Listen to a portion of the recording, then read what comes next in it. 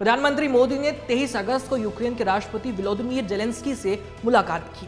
ये किसी भारतीय प्रधानमंत्री का यूक्रेन का पहला दौरा था और ये दौरा कई मायनों में बेहद खास रहा। अमेरिका ही नहीं, रूस की भी इस मीटिंग पर नजर थी। जहां पीएम मोदी ने यूक्रेन के साथ कई डील साइन की, वहीं युद्ध से जूझ रहे देश को राहत सामग्री देकर भी मदद की।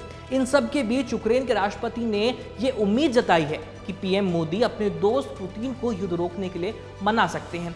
इतना ही नहीं, यूक्रेन ने तो यहां तक कह दिया कि अगर भारत रूस से तेल ना खरीदे तो रूस आर्थिक रूप से कमजोर पड़ जाएगा। यूक्रेन के इस बयान पर भारत ने क्या प्रतिक्रिया दी, आज मैं उसी पर बात करने वाला हूं। नमस्ते, मेरा नाम है आयुष और आप देखना शुरू कर चुके हैं एबीपी लाइव वर्ल्ड, जहां हम करते हैं बात अंतर्राष्ट्रीय प्रसंगों से जुड़े मुद्दों पर।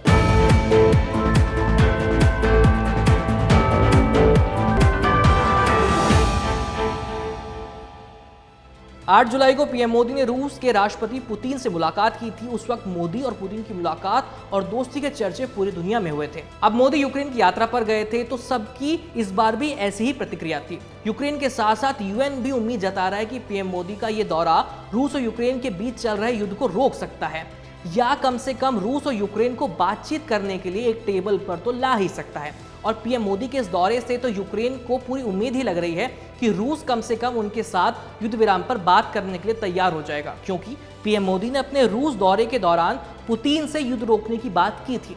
इन सब के बीच यूक्रेन के राष्ट्रपति ने इंडियन मीडिया से बात करते हुए कहा, हमें उम्मीद है कि भारत अपनी भूमिका निभाएगा। मुझे लगता है कि भारत को ये समझ में आ रहा है कि ये सिर्फ एक संघर्ष नहीं है, ये एक व्यक्ति द्वारा किया जा रहा असली युद्ध है जिसका नाम पुतिन है।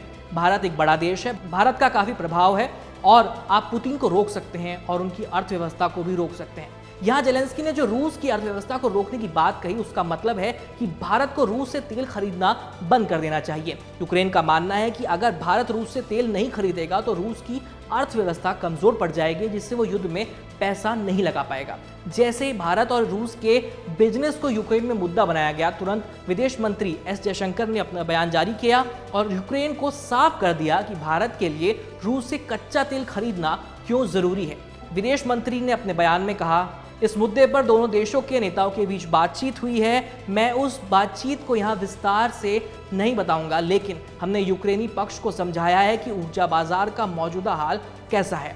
यहाँ तक कि आज कई ऊर्जा उत्पादकों पर प्रतिबंध लगा दिए गए हैं, जिससे बाजार की हालत संभावित रूप से बहुत मुश्किल हो गई है। यह केवल मजबूरी नहीं, मेरा मतलब है कि यह समग्र रूप से अंतर्राष्ट्रीय अर्थव्यवस्था के हित में ही है कि तेल की कीमतें उचित और स्थिर रहें। विदेश मंत्री के इस बयान के पीछे की वजह मैं आपको समझाता हूं। दरअसल भारत रूस के अलावा खाड़ी देशों से भी कच्चा तेल आयात करता है, जो कि रूस के मुकाबले महंगा है।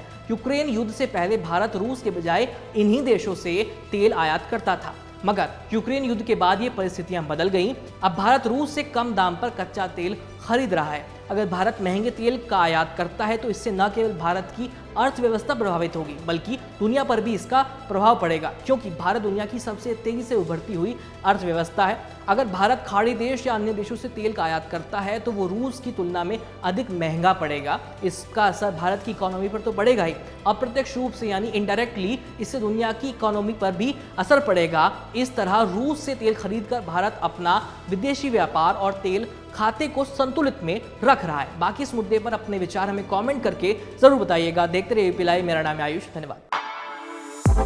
For exclusive and insightful videos, subscribe to our new channel ABP Live Premium.